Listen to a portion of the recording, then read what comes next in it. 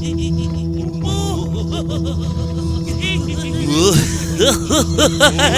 kids, it's time for another exciting episode of KWJUDAS.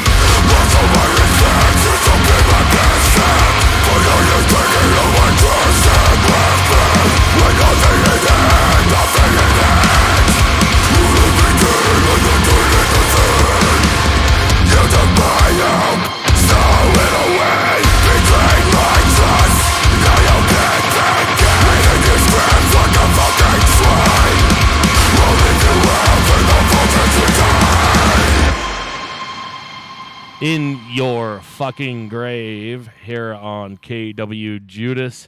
Thank you all for being with us. As I was saying, it is a breath of fresh air to get some fucking metal in this season. And you're like going to be one of the only metal bands we have. So enjoy it, kids. Enjoy it while you can. Well, I'm honored, man. We've been working really hard, and, I appreciate it. Word. This is take 2. So we're going to have to repeat ourselves on a few things. Like I was explaining just a second ago, Wizard's not going to be with us tonight because he put a fish hook through his finger. Oh, there you go. And then my band members are off recording our full length right now. Yeah, that's also very important. But fish hook through the finger, Pretty gnarly. Pretty brutal. Maybe I'll include some photos of it because it was deep. Like I said, the first time, like right when I saw it, I was just like, yeah, you're going to have to go to the hospital for this one. Ooh, gnarly, man. And then he wound up staying up all night, and, I think he's, like, working now. What does he do as a job? He's a silkscreen printer. He does, like, all of our merchandise. It's quite nice, actually. Did he get his left or his right hand? If I remember, it was in his right hand. Oh, man, it looks like he's screen printing with his left hand today. So he's still injured and working at the same time. Ooh. Mad props to the wizard. Oh, yeah. I wouldn't do it. He doesn't really have a choice, though. Like, he's pretty much the only person that does what he does. So, luckily, we don't need him here. Oh, yeah. We got it all by ourselves today. And we don't need your other bandmates either. Fuck them. Fuck them. No offense to, like they're going to come back and listen to this. They weren't on it. I bet they'll listen. Oh, well, if you are listening, thanks for being part of the band, and thanks for being part of the show. I mean, thanks for listening at least. Yeah, that's your contribution. Yep, the listening part. Word. Click like on YouTube or wherever you're listening to it. Make us look good. And don't forget to share it, too. Yeah, for sure. Click like and subscribe. I always forget to say that. But, I even have a Venmo link that I put in every episode. I don't think anybody's ever donated. But, hey, if you like what you're hearing, donate through the Venmo link below. Be the first. Be the first and set a trend. Oh, yeah. So this is Colin. We have the front man of In Your Grave. That last song was called Tusk. Next up, we have a song called Sick. Do you write all the lyrics? I do, yeah. Word. So this song is about being sick and calling in, not going to school. Kinda. For a while there, I was coughing up a lot of blood. And I just had some health issues and stuff. And, you gotta get that shit taken care of. But, past that now. And this is kind of that a dedication to that feeling, I guess. Word. In Your Grave here on KWJUDAS Gumption City Radio.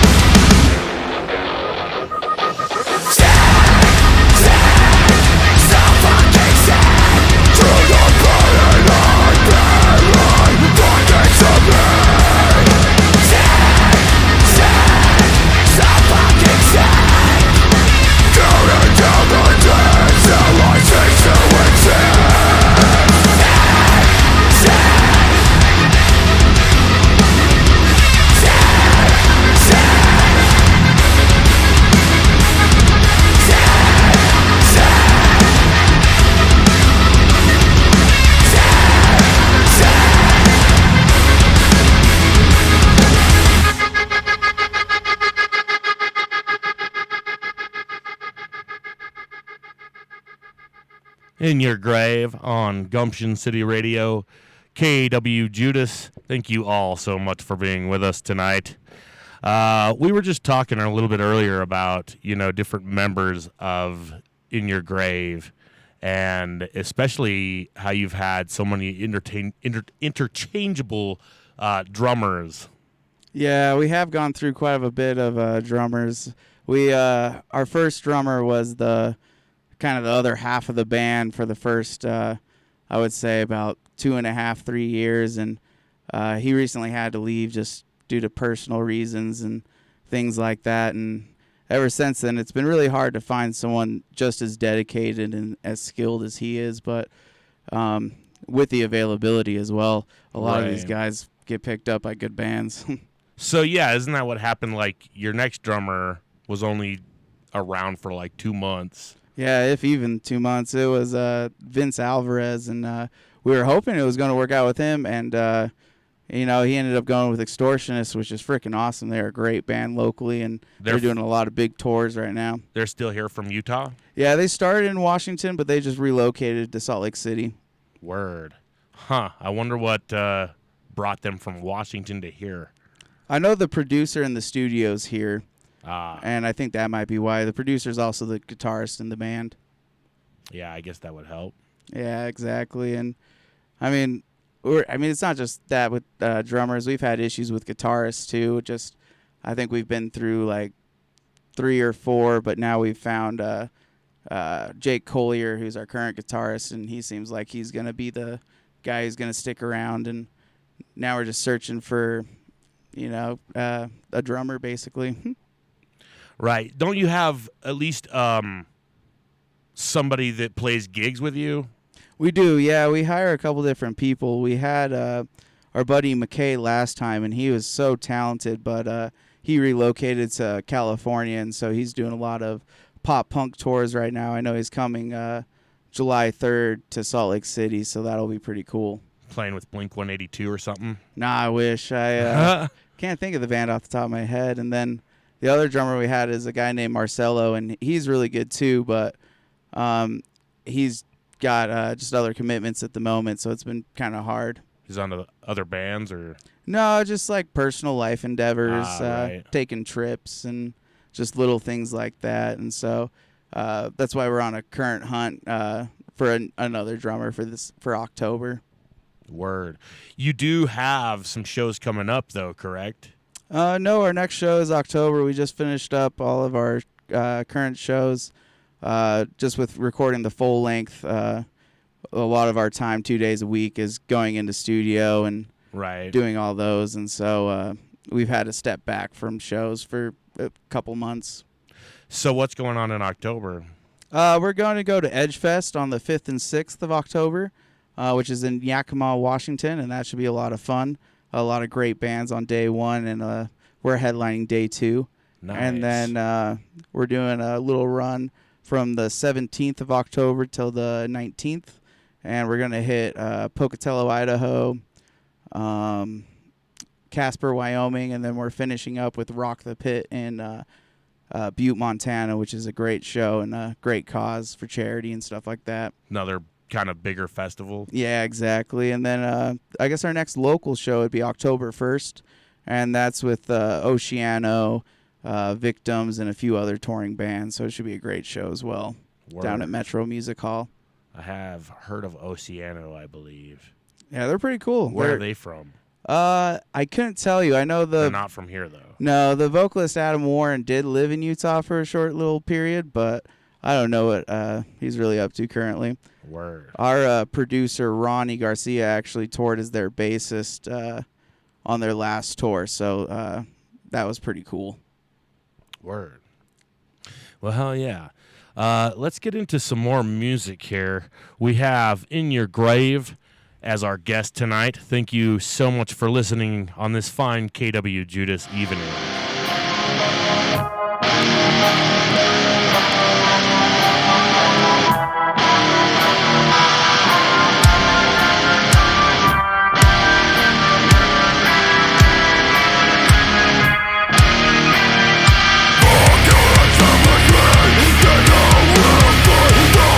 Establishment,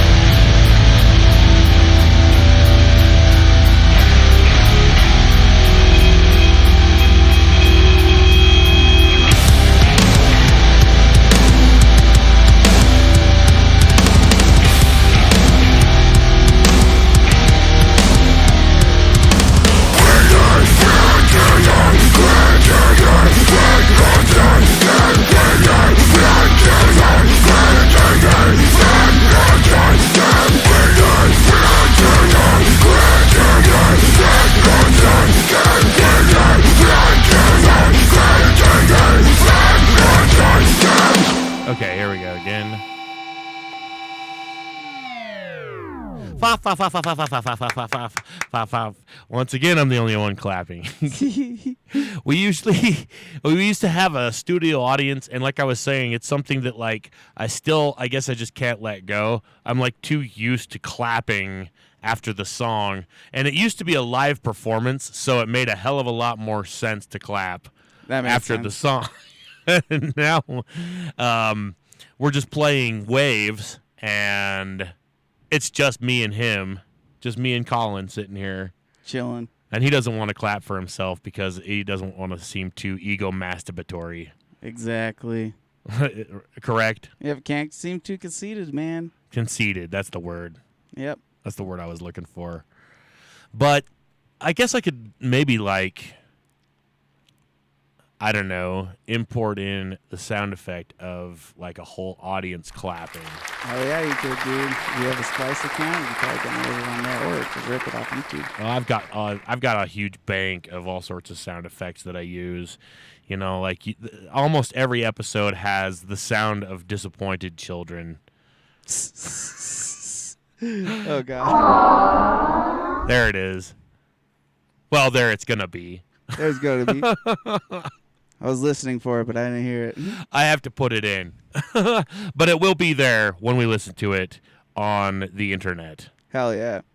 There's going to be all sorts of clapping and people going crazy and disappointed children. I want all the disappointed children. But hey, kids, this is going to be the first episode this season where we finally do a cartoon. Oh, yeah? Yeah. So we do have that to look forward to. I've been really busy the last couple episodes, and really not a single fucking episode has actually gone the way it's supposed to since I've restarted this season. We're on season 9, folks. It's that means I've been doing this for 9 years. How many episodes per season? Roughly 20 to 30. Ooh, we got like 180 roughly. This is, I think, number 179. Woo! I was pretty close. Pretty sure.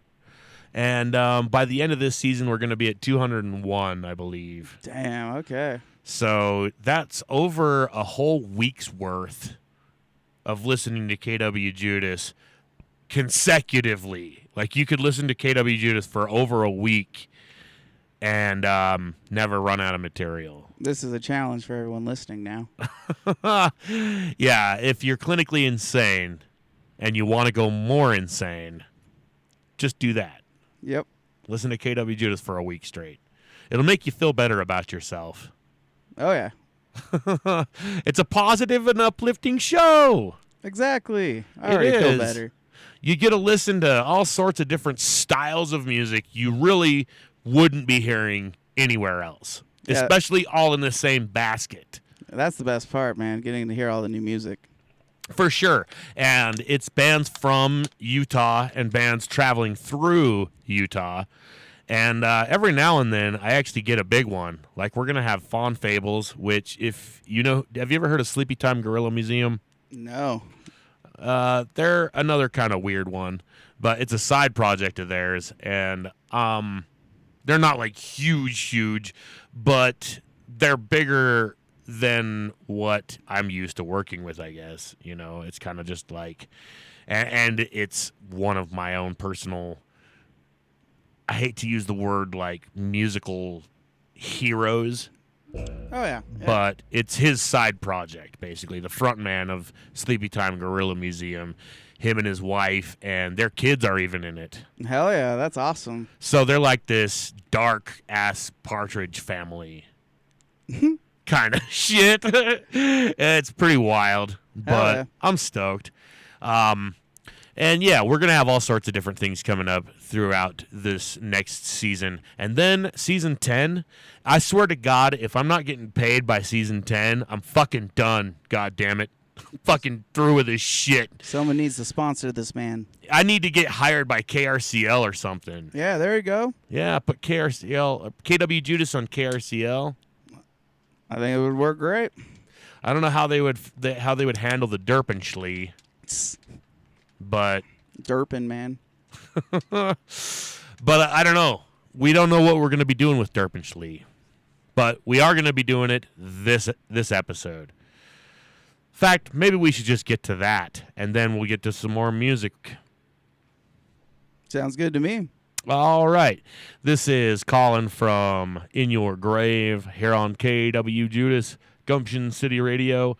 Thank you all so much for listening.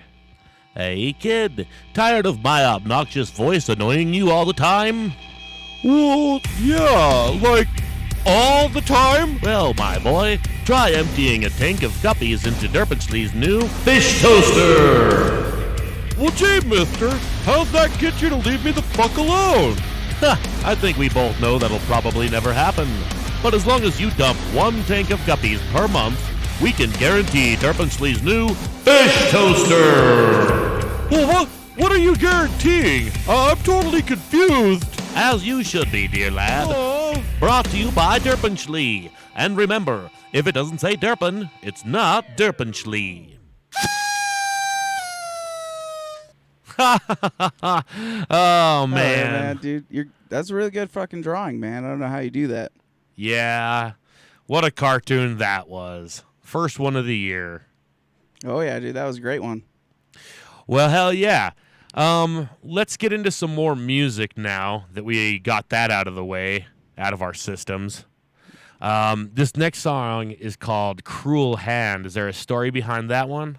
Yeah, this song's actually about me and my dad's relationship. When I was 14, the first time I ever went to go out and drink, I got in a fight with my dad, and I went and got drunk. And during that time period, he went out on a drive and got in a car crash and died.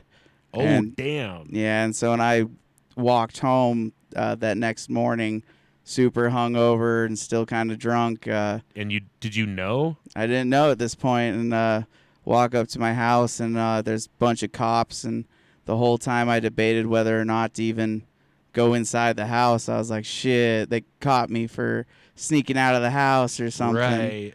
And it was something way worse. Yeah, and then I walked inside, and then my whole family was there, like my grandparents and stuff like that, and my mom, and everyone was crying, and they kind of told me what was happening, and I was so drunk that I just went into the shower and drank a couple beers I had in my backpack still, and then passed out and woke up a few hours later, and it wasn't a dream. It was the real thing. Damn. And that's what this song's about. Yeah, that's pretty harsh. Yeah. Like, about when did that happen? I was like 14, and then after that I just went into foster care and kind of jumped around different families and group homes and things like that until I aged out at 18. And then you're just kind of out on your own. Yeah, I luckily I met a guy named Justin Barrick when we were kids. We reconnected later in life, and before I went to college, I moved in with them, and we ended up, me and his dad and Justin, we all opened up the loading dock, and that's kind of how the loading dock kind of began, I guess. Yeah, you were saying earlier that was your foster dad's venue, correct? Yeah, exactly. When I was like aging out, I still needed to live with someone and have a caseworker and stuff like that, and right. He was the person who let me moved in, and that's cool. Yeah, I moved in their like little pool room in the basement, and so I had a little pool table in my room. It was kind of nice. Word. And then you ran the loading dock for how long was it? Shoot, I think it was almost 10 years or so. We between me and Justin, he was doing sound the whole time, and it wasn't until I think it was last November we had a shooting, and no one luckily got really injured too bad, but you had a shooting? Yeah, there was a guy who came in after an event and at the loading dock? Yeah, at the loading dock, and shot up the venue. And really? Yeah, it was. How did I not hear about this? It was on the news and stuff. We made like a little post. And when did that happen? I think last November. Damn. So I think maybe 2 years ago. Were you there for it? I was not, and a part of me is thankful, but then the other part of me wishes I would have been there. Maybe I could have done something. So what happened? That's the hard part.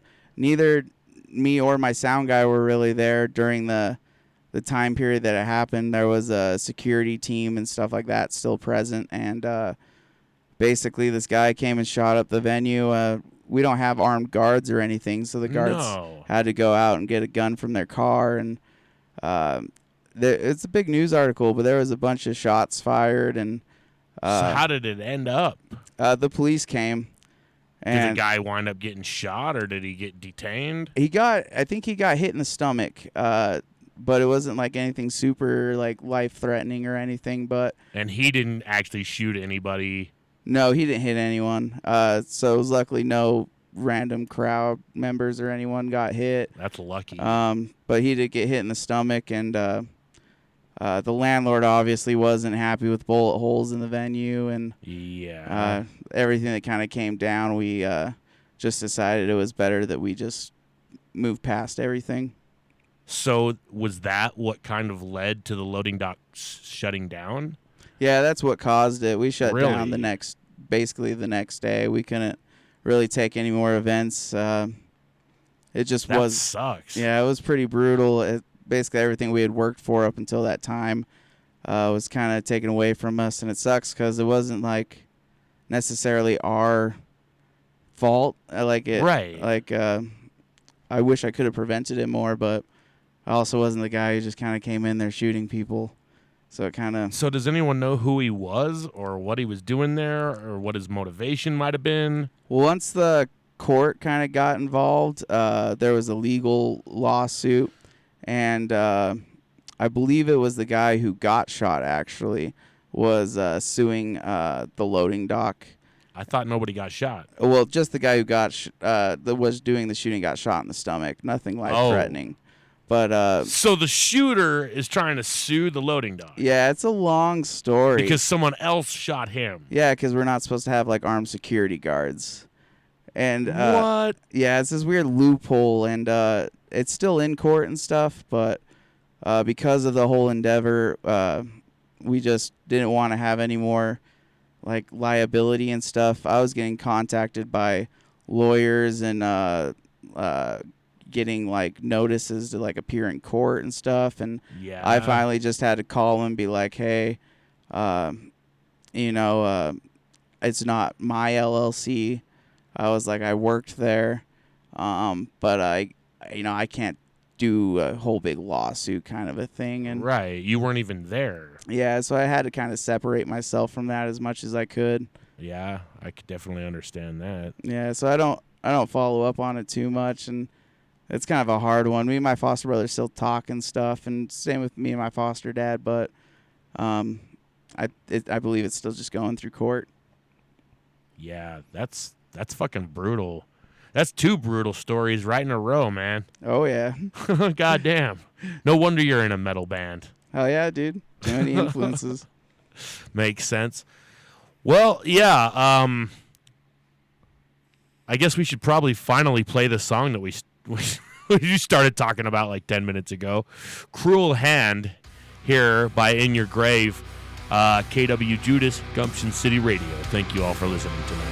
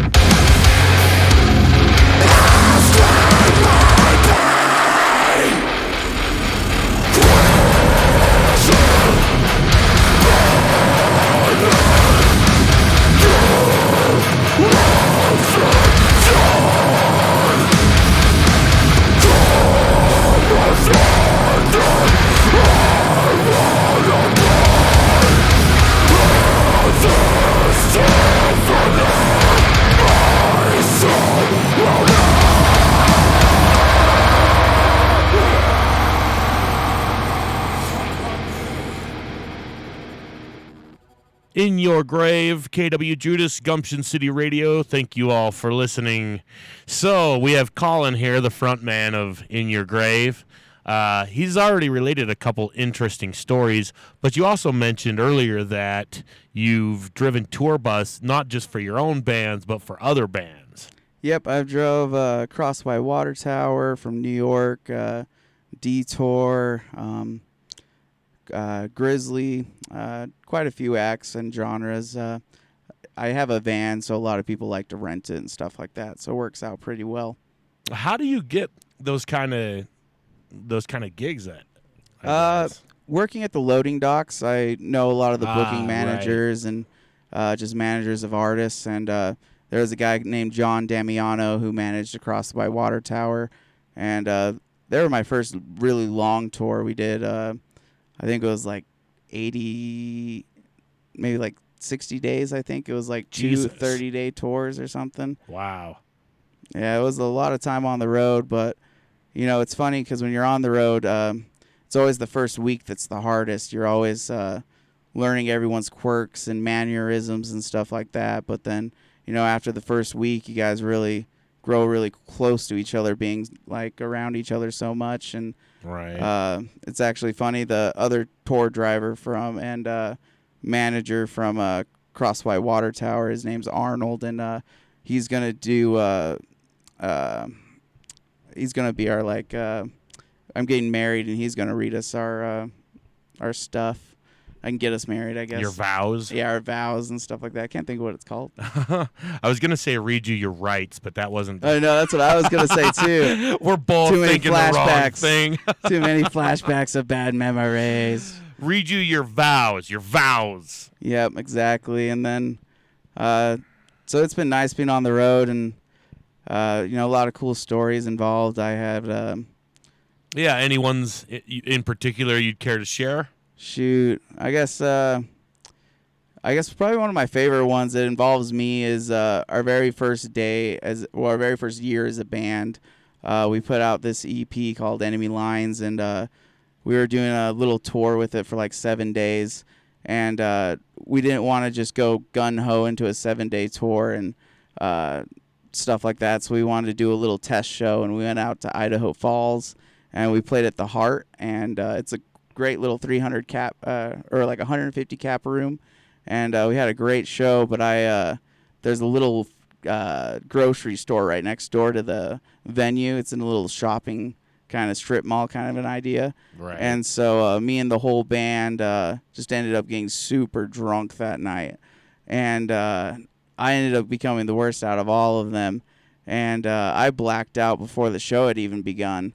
And so, I mean, the show went good. People showed me videos, and I did pretty good on stage and stuff. I wasn't, like, bad that way, but it sucked waking up the next morning and not remember everything. I woke up the next morning, and I immediately coughed up blood because it was during that time period where I was sick. And right. I kind of get up, and I was like, holy fuck, I'm hungover. And I go in the bathroom and take a shower, and I get out, and my drummer's like, bro, you got to look at this video. And I was like, oh, shit. I was like, something happened. And we're at this Snake River Motel in Idaho Falls, and I had ripped out their lighting system. At the hotel? At the hotel. I had, like, basically, it was not, like, as big as a light post, but just a little light fixture on a pole kind of a thing. Probably right. Pretty expensive, but I had football tackled it and and just knocked the thing down. And then I tried to go slide down the stairs on this little railing and fell off and smashed my head on the concrete on the stairs. And they got all this on tape? All of it on tape. And then wow. It was bad, too, because after the show had ended, there's a bunch of bars in the area. And I had decided to sneak away from the band members. And so I had racked up like a $200 bar tab at like another bar close by, probably buying drinks for other people because I was so inebriated. And right.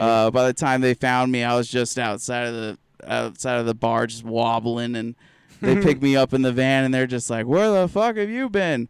And I was just like, bitches.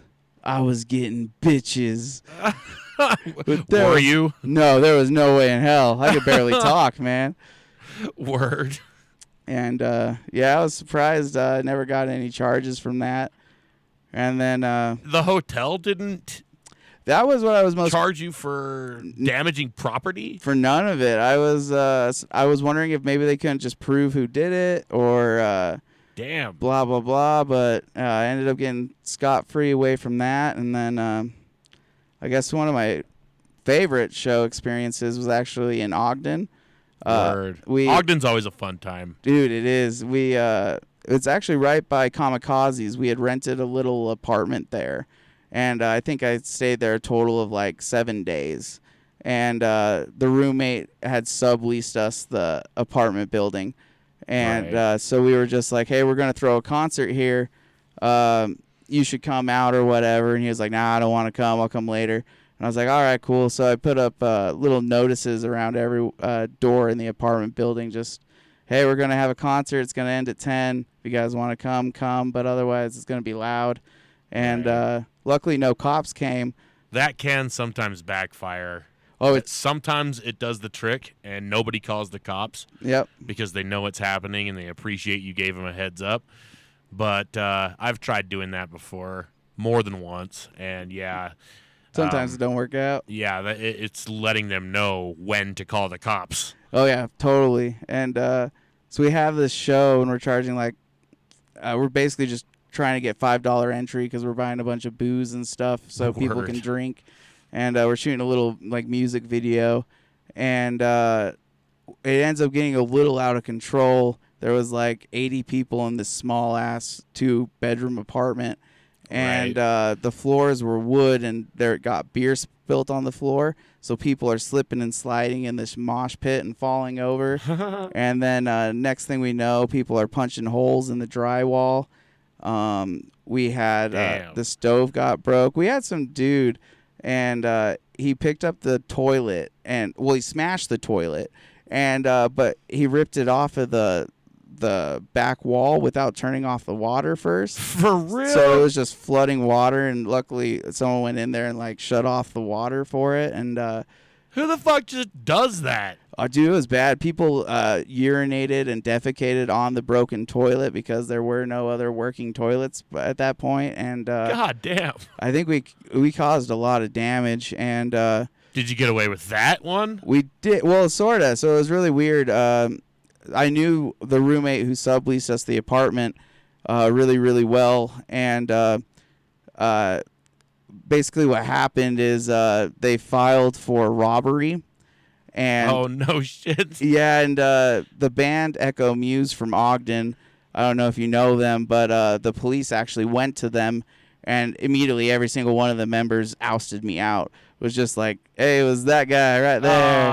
And so the police came and talked to me, and I just told them what happened. I was like, hey, man, it wasn't supposed to end like that, and it got a little out of hand, and I apologize. Nothing you can do. Yeah. I've had that happen before at a venue I used to run where we thought the whole place was going to get bulldozed. And we thought this was our last night. And so, like, we had a reason to think we could trash the place because we really thought that it was going to get bulldozed, and this is our last night. Yeah. And then it turned out that, no, that wasn't what they were planning on doing, and I think they documented it as a riot because that counts as like a natural disaster or something to that effect. And so nobody got charged for it. I mean, they came to me too, sort of like they did with you, and because I was in charge, and I was kind of the same thing. I was like, it wasn't supposed to happen that way. We didn't tell people to do this. It just started going down. And what do you thought that what are we supposed to do? You know, when there's 80 people in the room and it's just 3, 4, or 5 of you, I mean, you don't stand a chance. Yeah, our jobs, as far as we were concerned, was to make sure that nobody got hurt, and nobody did.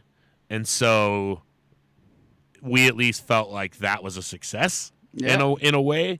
And none of the windows got broken, and none of the equipment got broken. Yeah, that's a big win. So it was mostly just the walls and the ceiling, and just like with yours, the toilet got kicked in, and it started flooding, and somebody had to turn off the knobs that are attached to the back.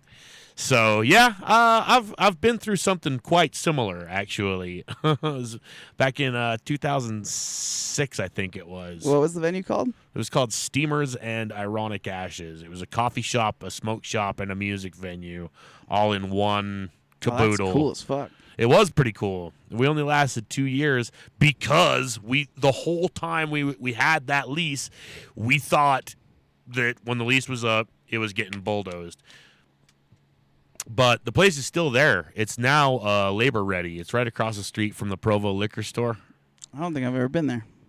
You don't really live around here. I don't, yeah. You wouldn't know the area, but if you've ever been to the Provo liquor store, folks, I used to run a venue right across the street from there that is now the labor ready. That used to be a venue where some of the most heinous shit happened. I mean, we had a flesh hook tug-of-war there once. Hell yeah. Like, we had a Painted Temple Tattoo did their grand opening at our place, and they had a freak show. Like, we've had 2 freak shows there, and it's cool to just say, like, yeah, an authentic traveling freak show. motherfuckers actually doing real impalements, like professional impalers. I don't know if you know what I'm talking about, but they go, like, they put big old needles, I mean, like probably a good 9-10 inch needles through his bicep. I mean, right through the middle of his arm, because there are actual, like, parts of your body where you can get away with doing that and not fucking anything up, if you know what you're doing. Yeah, I'm not doing it. Nah. But watching another guy do it, you're seriously just like, oh, God, it's cringy. That's brutal. And the flesh hook tug of war was cringy, especially when, because you can kind of imagine how that goes. I don't know if you've seen anything like that, but it's two guys on both sides, and they got, I think it's 4 hooks through each pair of shoulders. Or is it 2 hooks? It might just be 1 hook through each shoulder. Okay. But when one side loses, I mean, they fall over and they're literally getting dragged by hooks in their flesh across the floor. Ah. And yeah, you're just sitting there like, oh, goddamn, that's nasty. So yeah, that's the sort of stuff that we did back at my venue that I used to run. And it's cool to still run into some of the musicians that I used to book. Because, yeah, like back then they were all kids, and we were across the street from the liquor store, so we were just letting these underage kids drink as long as they put it in a coffee cup, because it was still a coffee shop, too. We just hide it in the coffee cups and just let people drink at our shop. Hell yeah. And, you know, that was back before any of these people, like the kids from Folk Hogan and the kids from Last and the kids from, you know, like there's a lot of bands that, like, were just kids when I was running my venue. And it's cool that, like, so many of them are still around. And they're still playing music. Folk Hogan's doing a lot of cool things, a lot of cool tours. Yeah, Baby Girl's another one of them. I don't know if you know them. I don't think so. But they toured with Folk Hogan just recently. Okay, heck yeah. But yeah, I can remember, you know, back when all of these guys were just young whippersnappers and not even able to buy their own booze. Oh yeah. So we're about running out of time. We got 2 more songs to play, and we'll let you guys go. This next one is called 419. Is that in any reference to the 420? No, it's actually about LSD. Oh, I never would have guessed. Yeah, once you start listening to it, it'll click with you. All right, well, let's hear it. In Your Grave, KWJUDAS, Gumption City Radio.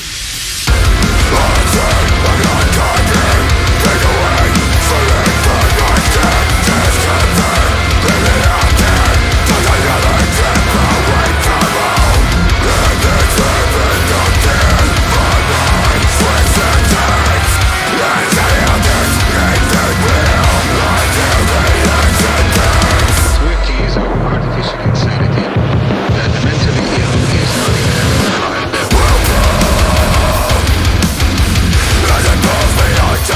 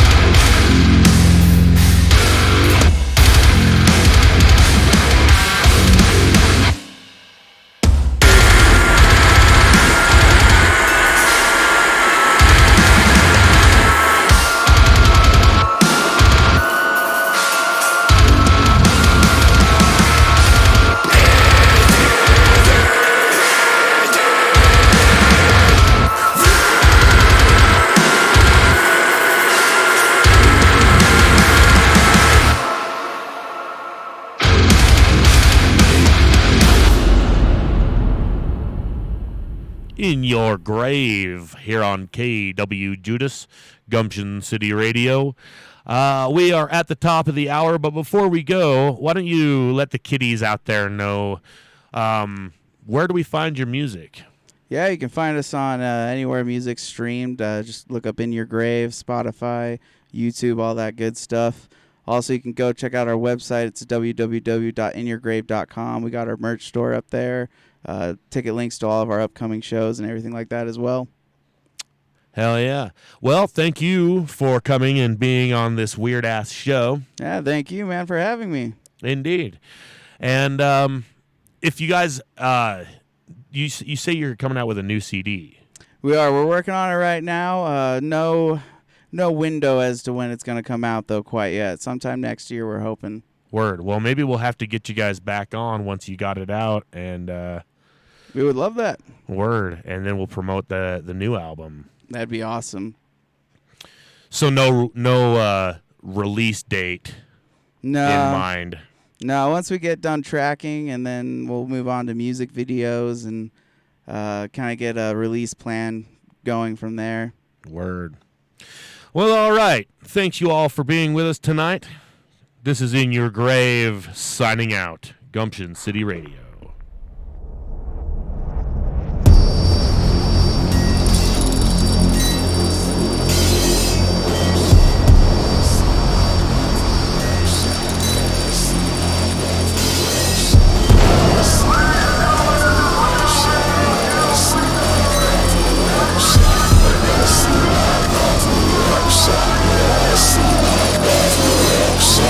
I swear with all God and say,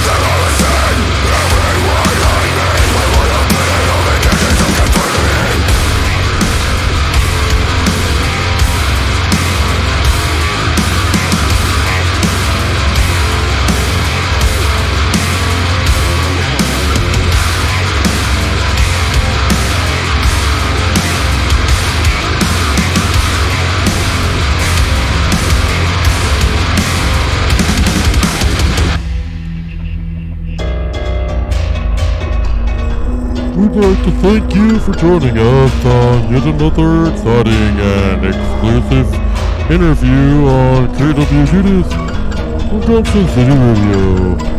We now turn you back to our regularly scheduled Gumption City programming.